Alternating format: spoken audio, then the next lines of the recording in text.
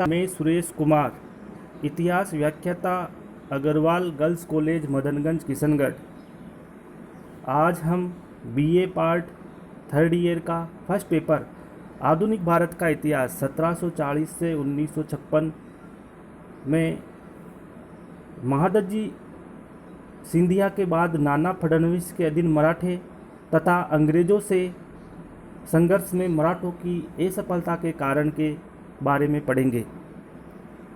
नाना फडणवीस के अधीन मराठे। नाना फडणवीस का प्रारंभिक जीवन। नाना फडणवीस का जन्म 12 फरवरी 1742 ईस्वी को महाराष्ट्र के एक ब्राह्मण परिवार में हुआ था। उनके बचपन का नाम बालाजी तथा उसके पिता का नाम जनार्दन था। पेशवा माधवराव प्रथम ने नाना को फडणवीस यानी पेशवा की आय व्यय का हिसाब रखने वाला के पद पर नियुक्त किया। माधवराव प्रथम की मृत्यु के बाद पूना दरबार में उनका प्रभाव बढ़ता चला गया। अब पढ़ेंगे नाना फडणवीस की उपलब्धियां। मराठों के सुदृढ़ीकरण में नाना फडणवीस का योगदान। नाना फडणवीस के कार्य एवं उपलब्धियां निम्नलिखित थी। पेशवा पद की सुरक्षा। रघुनाथ राव ने एक षड्यंत्र द्वारा 30 अगस्त 1773 को पेशवा नारायण राव की हत्या करवा दी और स्वयं पेशवा बन गया।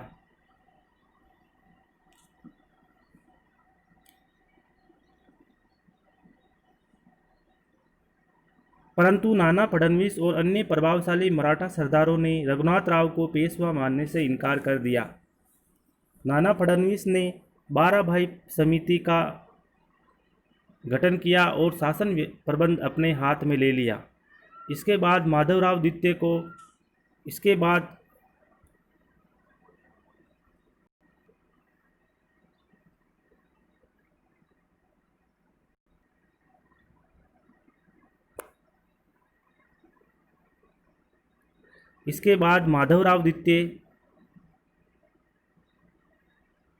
को पेशवा बनाया गया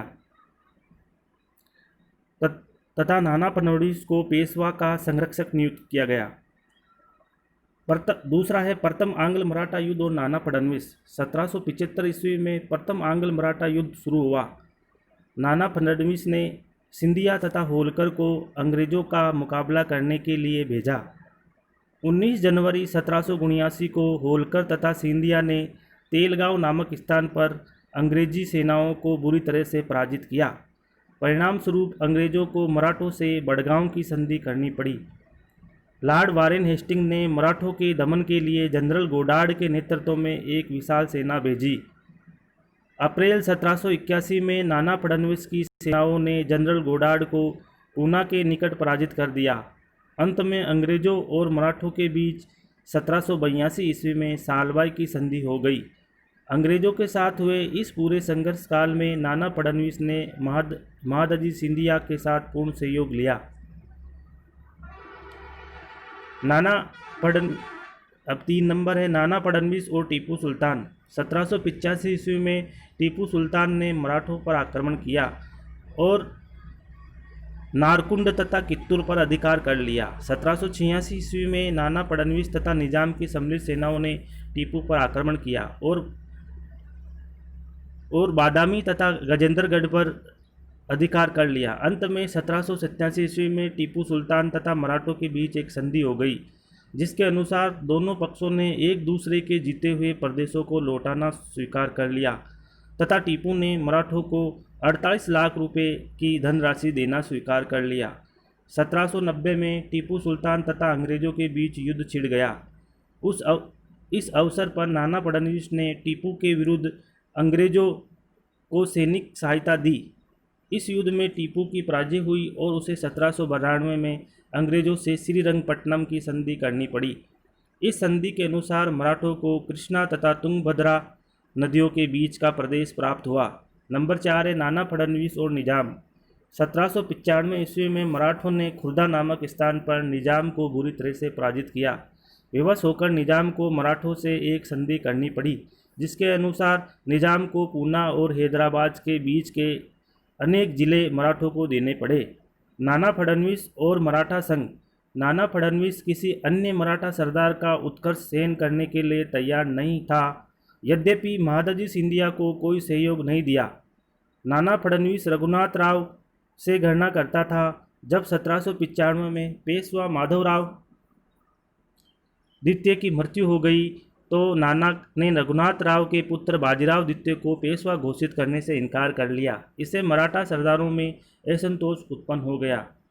नाना फडणवीस तथा पेशवा। नाना फडणवीस ने पेशवा माधवराव द्वितीय पर कठोर नियंत्रण स्थापित कर रखा था। 1792 में जब महादजी सिंधिया पूना आया उस समय पेशवा 18 वर्ष का हो चुका था। उस समय नाना फडणवीस ने पेशवा पर अपना पूर्ण नियंत्रण स्थापित कर रखा था ताकि महादजी सिंधिया पेशवा पर अपना प्रभाव स्थापित न कर सके। नाना फडणवीस के कठोर और अपमानजनक व्यवहार से दुखी होकर अक्टूबर 1795 ईस्वी में पेशवा माधवराव द्वितीय ने आत्महत्या कर ली। सातवां है पेशवा के उत्तराधिकारी की समस्या और नाना फडणवीस। 1795 में पेशवा माधवराव द्वितीय की मृत्यु हो गई। उसके कोई संतान नहीं थी। उसने नारायण राव द्वितीय के पुत्र बाजीराव द्वितीय को पेशवा बनाने की इच्छा व्यक्त की थी, परंतु नाना फडणवीस ने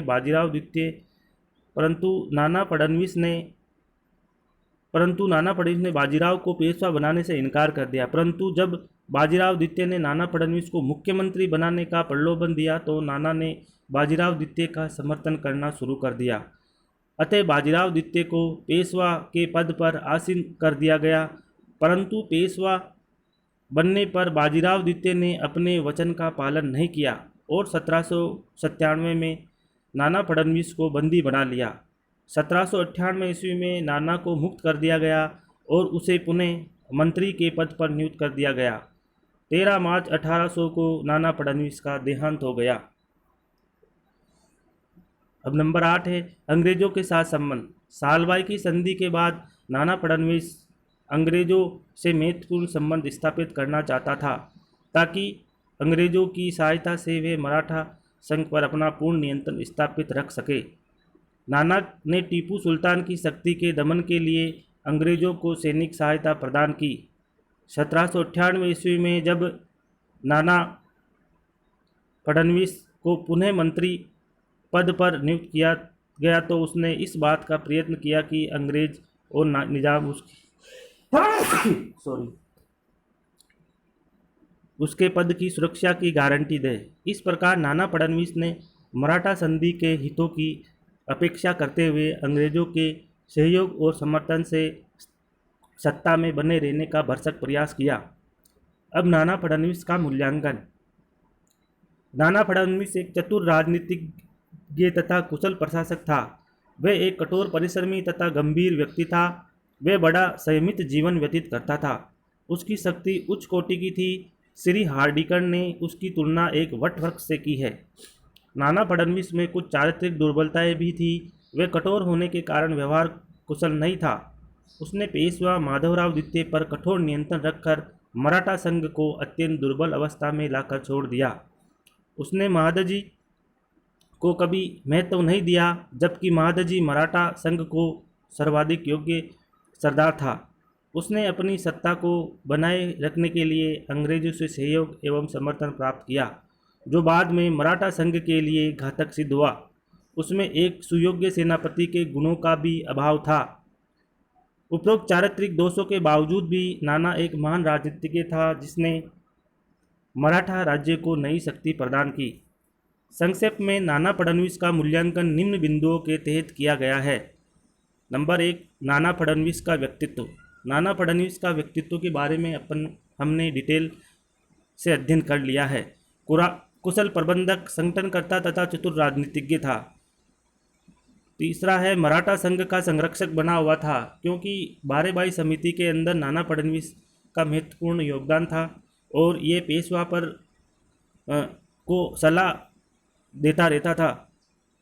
चौथा है चारित्रिक दोष। उसमें बहुत सारे चारित्रिक दोष भी थे। ये पेशवाओं पे बहुत ज़्यादा ही नियंत्रण रखने लग गया, इसलिए पेशवा ने आत्महत्या भी कर ली थी। इस प्रकार से, और ये महादजी सिंधिया से भी ईर्ष्या करता था, तो इस प्रकार से कुछ इसकी चारित्रिक दोष भी थे। लेकिन फिर भी ग्रांट अप ने कहा है कि नाना फडणवीस मराठा जाति का अंतिम प्रतिभा संपन्न व्यक्ति था। वे एक दूरदर्शी राजनीतिज्ञ था। सालबाई की संधि से उसकी दूरदर्शिता प्रकट होती है। वे एक उच्च कोटि का देशभक्त था। नाना की मृत्यु पर पामण ने कहा कि नाना के साथ ही मराठा सरकार की बुद्धिमानी और एकता समाप्त हो गई। इस प्रकार हमने नाना फडणवीस के बारे में अध्ययन किया। अब हम मराठों के पतन के कारण के बारे में अध्ययन करेंगे, जो इस टॉपिक का अंतिम बिंदु होगा। जब तीन आंग्ल मराठा युद्ध हुए थे, प्रथम आंग्ल मराठा युद्ध, द्वितीय आंग्ल मराठा युद्ध और तृतीय आंग्ल मराठा युद्ध। तृतीय आंग्ल मराठा युद्ध में मराठों की पूर्ण रूप से पराजय हो गई और अंग्रेजों की भारत में स्थायी सत्ता स्थापित हो गई। ठीक है, तो वो कौन से कारण रहे जिसके कारण मराठों का पतन हुआ, उसके बारे में अपन अध्ययन करेंगे। मराठों के पतन के कारण। कुछ इतिहासकारों की मान्यता है कि अंग्रेजों ने भारत का शासन मुगल सम्राट से नहीं बल्कि मराठों से प्राप्त किया, क्योंकि औरंगजेब की मृत्यु के बाद देश में राजनीतिक शून्यता उत्पन्न हो रही थी। मराठों ने इस शून्यता को भरने का प्रयास किया। जिस समय अंग्रेज अपने अस्तित्व के लिए फ्रांसीसियों से संघर्ष कर रहे थे, उस समय मराठा एक निर्णायक शक्ति के रूप में उभर चुके थे। किंतु अंग्रेजों के प्रथम प्रहार से मराठा शक्ति लड़खड़ाने लगी और उनकी दुर्बलताएं स्पष्ट हो गई। अतः वेलेजली व लॉर्ड हेस्टिंग्स के आक्रमणों से मराठा संघ चूर चूर हो गया। मराठों ने अंग्रेजों की अधीनता स्वीकार कर ली। मराठा राज्य और पेशवा का पद समाप्त हो गया। मराठों के इस दुर्भाग्यपूर्ण पतन के निम्नलिखित कारण थे। आंतरिक दुर्बलताएं। मराठों में एकता का अभाव था। मराठा राज्य एक राज्य नहीं था बल्कि एक संघ राज्य था, जिसमें प्रत्येक शक्तिशाली सरदार अपने राज्य में स्वतंत्र था। पानीपत के युद्ध के बाद मराठा संघ में विघटन की प्रक्रिया आरंभ हो गई थी। पेशवा माधवराव प्रथम के समय तक नाम मात्र की एकता बनी रही, किंतु उसकी मृत्यु के बाद वे एकता समाप्त हो गई। मराठा सरदारों पर पेशवा का नियंत्रण शिथिल हो गया। सिंधिया, होलकर, भोसले और गायकवाड़ न केवल स्वतंत्र शासकों की भांति व्यवहार कर रहे थे, बल्कि उनमें पारस्परिक संघर्ष भी आरंभ हो गया। बड़ौदा का शासक गायकवाड़ बहुत पहले ही अंग्रेजों से मैत्री कर चुका था और इसलिए आंग्ल मराठा युद्धों में वह तटस्थ रहा। भोसले ने भी हृदय से कभी किसी से मिलकर कार्य नहीं किया। फलस्वरूप मराठा संघ छिन्न भिन्न हो गया और अंग्रेजों को उनके आंतरिक मामलों में हस्तक्षेप करने तथा एक एक करके उन्हें पराजित करने का अवसर मिल गया। इन आंतरिक दुर्बलताओं के कारण मराठों का पतन अवश्यंभावी बन गया। प्रशासकीय दोष। मराठों ने कभी अपने राज्य की प्रशासकीय व्यवस्था को सुसंगठित करने का प्रयास नहीं किया। उन्होंने अपने नागरिकों की शिक्षा, रक्षा, विकास और अपना प्रभुत्व स्थापित करके विभिन्न प्रांतों में केवल चौथ व सरदेशमुखी प्राप्त करना था। मराठा अपने इस लक्ष्य से कभी ऊपर नहीं उठ सके तथा उन्होंने अपनी सारी शक्ति इसी में लगा दी। राज्य के नागरिकों का नैतिक विकास न होने के कारण राज्य को ईमानदार कर्मचारी और पदाधिकारी नहीं मिल सके। प्रशासन में सर्वत्र भ्रष्टाचार फैल गया। मराठा सरदार व मैत्री अपने स्वार्थों से ऊपर उठ न सके। अतः जिस समय उनका अंग्रेजों से संघर्ष हुआ, उस समय तक मराठा अपने जातीय गुण खो चुके थे। सामंत प्रथा तथा ऊंच नीच की भावना से मराठा समाज में दरार उत्पन्न हो गई और वे अपने आदर्शों से भटक गए। उत्तरी भारत से लूटमार में प्राप्त हुई संपत्ति ने उन्हें लोकप्रिय बना दिया। भोगविलासी जीवन से मराठा सरदारों का नैतिक पतन हो गया। इन परिस्थितियों में वे अपने साम्राज्य की रक्षा नहीं कर सके। अयोग्य नेतृत्व। मराठा सरदारों ने कूटनीतिक योग्यता का अभाव था। मुगल साम्राज्य के अस्तित्व को बनाए रखने के प्रयत्न का परिणाम ये हुआ कि उन्हें व्यर्थ ही अहमद शाह अब्दाली से टक्कर लेनी पड़ी तथा राजपूत, जाट और सिख को मुगल सत्ता के क्षीण होने पर केंद्रीय सत्ता से मुक्त होना चाहते थे। उनसे भी शत्रुता मोल लेनी पड़ी। मराठा सरदार इस बात की तो कल्पना ही नहीं कर सके कि उन्हें राजपूतों, सिखों और जाटों से सहयोग की आवश्यकता पड़ सकती है। अतः जब अफगानों से संघर्ष हुआ तब वे अकेले पड़ गए। इसके अतिरिक्त 18वीं शताब्दी के अंत तक सभी योग्य मराठा सरदारों को की मृत्यु हो चुकी थी। महादजी सिंधिया की 1794 में, अहिल्याबाई होलकर की 1795 में, तुकोजी होलकर की 1797 में और नाना फडणवीस की 1800 ईस्वी में मृत्यु हो गई थी। उसके पश्चात मराठों को दुर्बल पेशवा बाजीराव द्वितीय एवं स्वार्थी व महत्वाकांक्षी दौलत राव सिंधिया व जसवंत सिंह होलकर का नेतृत्व प्राप्त हुआ। इनमें योग्यता और चरित्र दोनों की कमी थी। दूसरी ओर अंग्रेजों को योग्य राजनीतिज्ञों का नेतृत्व प्राप्त हुआ। फलस्वरूप मराठी कूटनीतिज्ञ अंग्रेज का मुकाबला नहीं कर सके। आर्थिक व्यवस्था के प्रति उदासीनता। नंबर 4, मराठों ने अपने राज्य की आर्थिक व्यवस्था की ओर कभी ध्यान नहीं दिया। उन्होंने राज्य में कृषि, उद्योग और व्यापार को उन्नत करने का प्रयास ही नहीं किया। राज्य में उचित कर व्यवस्था के अभाव में राज्य को उचित आय प्राप्त नहीं हो रही थी। इसके अतिरिक्त उत्तरी भारत में जिन प्रदेशों पर उन्होंने अधिकार किया था, वहाँ भी उन्होंने आर्थिक ढांचे में सुधार करने का प्रयत्न नहीं किया। उन्होंने तो अपनी आय का प्रमुख साधन लूटमार बना लिया था। अतः वे न तो अपनी प्रजा को संपन्न बना सके और न राज्य की आर्थिक नींव सुदृढ़ कर सके। ऐसा राज्य जो केवल लूट के धन पर ही निर्भर हो, स्थायी नहीं हो सकता। नंबर 5 है दुर्बल सैन्य व्यवस्था। कुछ विद्वानों का मत है कि यदि मराठे गुरिल्ला युद्ध पद्धति तथा घुड़सवार सेना तक अपने आप को सीमित रखते तो शायद अधिक सफल हो सकते थे। महादजी सिंधिया को छोड़कर अन्य सभी मराठा सरदारों ने पुरानी पद्धति को ही अपनाए रखा, लेकिन गुरिल्ला पद्धति से वे अधिक सफल होते, इसमें संदेह है। यदि इस पद्धति से समस्त भारत में मराठा राज्य फैल भी जाता तो वह सुरक्षित नहीं रह सकता था, विशेषकर जब किसी विदेशी सत्ता में से संघर्ष करना हो। सर देसाई ने लिखा है कि मराठों में वैज्ञानिक युद्ध पद्धति का अभाव था, जिसके फलस्वरूप मराठा सेना में कुशलता की कमी आ गई थी। इतिहासकार केलकर के अनुसार मराठों की असफलता का मुख्य कारण प्रशिक्षित सेना, आधुनिक तोपखाना व बारूद का अभाव था। वस्तुतः मराठों ने अपने सैनिक कौशल के विकास की ओर ध्यान नहीं दिया, क्योंकि मराठा सेना की ऐसी धाक जम गई थी कि मराठा सेनाओं को देखते ही भारतीय राज्य की सेनाएं हतोत्साहित हो जाती थी। युद्ध में सफलता योग्य नेतृत्व एवं सैनिकों के मनोबल पर निर्भर करता है। 1760 तक मराठों के पास आधुनिकतम हथियारों का अभाव था, फिर भी वे अपने मनोबल से मुगलों से संघर्ष करते रहे। किंतु धीरे धीरे मराठों ने युद्ध को लूटमार का साधन बना लिया। इसलिए मराठा सेना में अधिकांश सैनिक केवल लूटमार के लिए ही भर्ती होने लगे, जिनमें मनोबल का अभाव होता था। Doctor SN. सेन ने लिखा है कि यूरोपीय सैनिक प्रणाली अपनाने के कारण मराठों को विभिन्न जाति के सैनिक भर्ती करने पड़े, जिनसे उनकी सेना की राष्ट्रीय भावना लुप्त हो गई थी और उसमें वे शक्ति नहीं रही जो एक राष्ट्रीय नेता में होती है। डॉक्टर सेन का यह कथन पूर्णतः सत्य नहीं है, क्योंकि फ्रांसीसियों के अलावा किसी भी जाति के सैनिकों ने मराठों को धोखा नहीं दिया। सामाजिक दुर्बलताएं। मराठों में सामंत प्रणाली तथा जाति प्रथा के कारण सामाजिक दुर्बलताएं उत्पन्न हो गई थी। मापन प्रणाली समय मराठा राज्य के विस्तार में सहायक हुई। सामंत प्रणाली मराठा साम्राज्य के विस्तार में सहायक हुई थी। पहले केवल छत्रपति राजा ही सामंतों को नियुक्त करता था, किंतु अब आगे चलकर पेशवा भी अपने अपने सामंत नियुक्त करने लगा। इस प्रकार छत्रपति के सामंतों के साथ ही पेशवा के भी सामंत उत्पन्न हो गए। इन दोनों वर्गों के सामंत कभी मिलकर कार्य नहीं कर सके।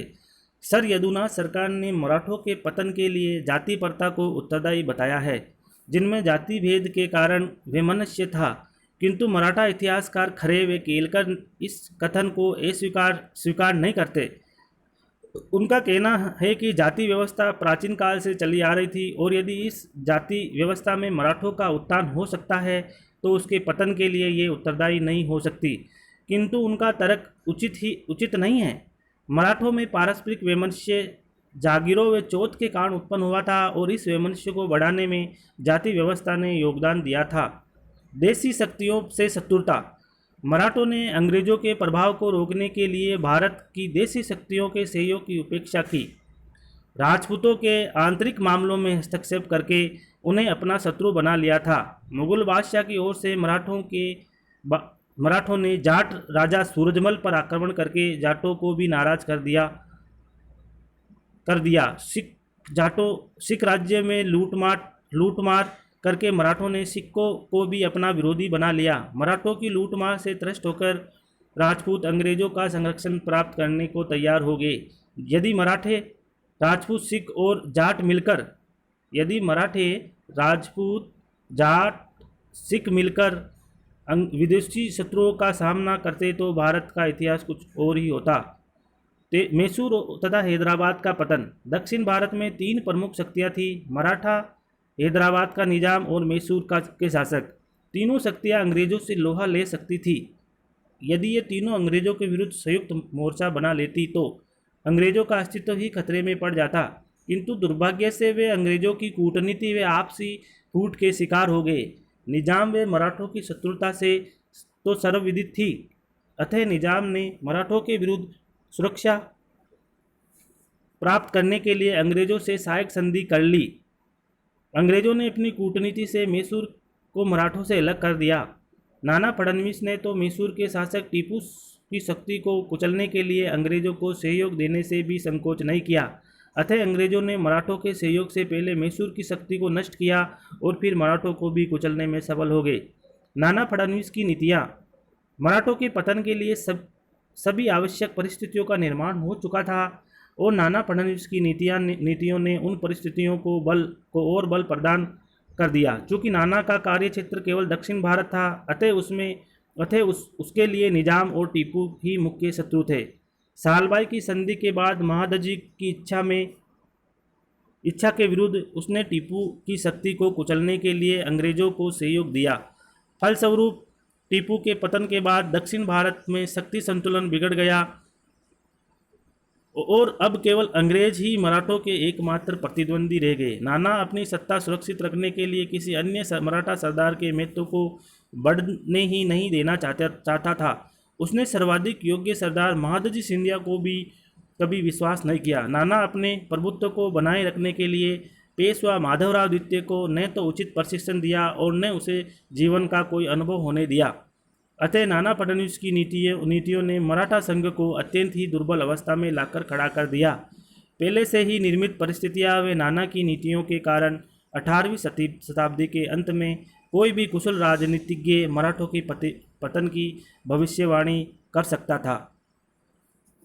तो इस प्रकार हमने अभी नाना फडणवीस के अधीन मराठे और आंग्ल मराठा संघर्ष में मराठों के पतन के कारणों के बारे में अध्ययन किया। धन्यवाद।